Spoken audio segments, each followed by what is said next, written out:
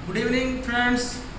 आज हम लोगों ने नया टॉपिक स्टार्ट किया जाएगा जिसका टॉपिक का नाम है क्लासिफिकेशन ऑफ कंप्यूटर।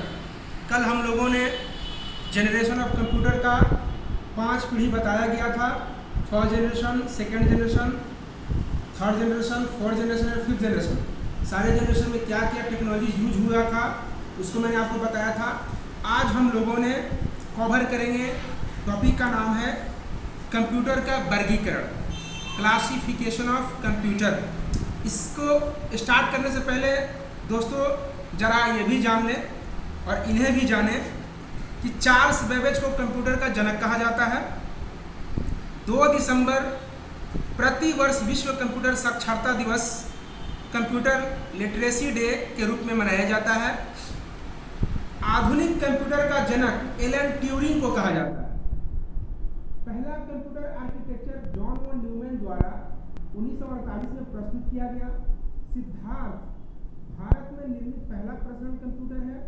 एडसैक वह प्रारंभिक ब्रिटिश कंप्यूटर था जो डिजिटल संग्रहित प्रोग्राम पर आधारित था। एंड लास्ट, पैकमैन नामक प्रसिद्ध कंप्यूटर खेल के लिए निर्मित हुआ था। अब हम लोग कंप्यूटर का क्लासिफिकेशन स्टार्ट करने जा रहा हूं मैं। आप लोग ध्यान से इधर देखें। कंप्यूटरों को उनकी रूपरेखा, कामकाज, उद्देश्यों तथा प्रयोजनों इत्यादि के आधार पर विभिन्न वर्गों में विभाजित किया जाता है, जिनका संक्षिप्त विवरण निम्न है, जो इस प्रकार है। फर्स्ट ऑफ ऑल, पहला, आकार के आधार पर, on the basis of size. दूसरा, उद्देश्य के आधार पर, on the basis of purpose. And अनुप्रयोग के आधार पर, on the basis of application.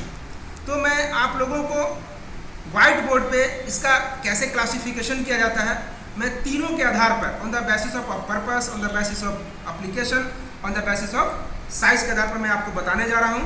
आप लोग व्हाइट बोर्ड पे आइए। दोस्तों, ये हुआ classification of computer. Classification of computer on the basis of size, on the basis of purpose, on the basis of application, मतलब सारे अलग अलग हैं। On the basis of person में सबसे पहला आता है माइक्रो कंप्यूटर, उसके बाद आता है मिनी कंप्यूटर, उसके बाद आता है मेनफ्रेम कंप्यूटर, उसके बाद आता है सुपर कंप्यूटर। अब आ जाते हैं दोस्तों on the basis of purpose. Purpose के हिसाब से general purpose computer and special purpose computer. अब आ जाते हैं दोस्तों on the basis of application. Application में आता है analog computer, digital computer and hybrid computer. ये दोस्तों क्लासिफिकेशन ऑफ कंप्यूटर हुआ। ये आपका ऑप्शंस हुए। अब इसका ब्रीफली हम आप लोगों को समझाने जा रहे हैं। दोस्तों, आकार के आधार पर, on the basis of size. आकार के आधार पर कंप्यूटर 5 प्रकार के होते हैं, जिनका संक्षिप्त विवरण है। फर्स्ट ऑफ ऑल, पहला माइक्रो कंप्यूटर। वर्ष 1970 में तकनीकी क्षेत्र में इंटेल द्वारा माइक्रो प्रोसेसर का आविष्कार हुआ, जिसके प्रयोग से कंप्यूटर प्रणाली काफ़ी सस्ती हो गई। ये कंप्यूटर इतने छोटे होते थे कि इन्हें डेस्क पर सफलतापूर्वक रखा जा सकता था। इन्हें कंप्यूटर ऑन ए चिप भी कहा जाता है। इन्हें कंप्यूटर ऑन ए चिप भी कहा जाता है। आधुनिक युग में माइक्रो कंप्यूटर फ़ोन के आकार, पुस्तक के आकार तथा घड़ी के आकार तक में उपलब्ध है। इनकी क्षमता लगभग 1 लाख संक्रियाएं प्रति सेकंड होती है। इन कंप्यूटरों का उपयोग मुख्यतः व्यवसाय तथा चिकित्सा के क्षेत्र में किया जाता है। आजकल ये सभी पीसी की श्रेणी में आते हैं। PC personal computer. पीसी को नेटवर्क के रूप में कनेक्ट किया जाता है। इसे उदाहरण IMSC, IBM, PCS2, Apple, Mac, etc। Micro computer के कई प्रकार के होते हैं। तो माइक्रो कंप्यूटर्स का कई प्रकार होते हैं। First of all, desktop computer, laptop computer, palmtop computer, tablet personal computer and PDA personal digital assistant computer and workstation. अब आते हैं मिनी कंप्यूटर। मिनी कंप्यूटर क्या है? मध्य आकार के इन कंप्यूटरों की कार्य क्षमता तथा कीमत दोनों ही माइक्रो कंप्यूटर की तुलना में अधिक होती है। जिन कारण ये व्यक्तिगत प्रयोग में नहीं लाया जा सकते। इस प्रकार के कंप्यूटरों पर एक या एक से अधिक व्यक्ति एक समय में एक से अधिक कार्य कर सकते हैं। इनका उपयोग प्राय छोटी या मध्य स्तर की कंपनियां करती हैं। मिनी कंप्यूटर की गति 10 से 30 MIPS मेगा इंस्ट्रक्शन पर सेकंड होता है। इसके उदाहरण हैं HP 9000, RISC 6000, बल HN, DFS 2 एंड AS 400 आदि। अब आते हैं थर्ड, मेनफ्रेम कंप्यूटर।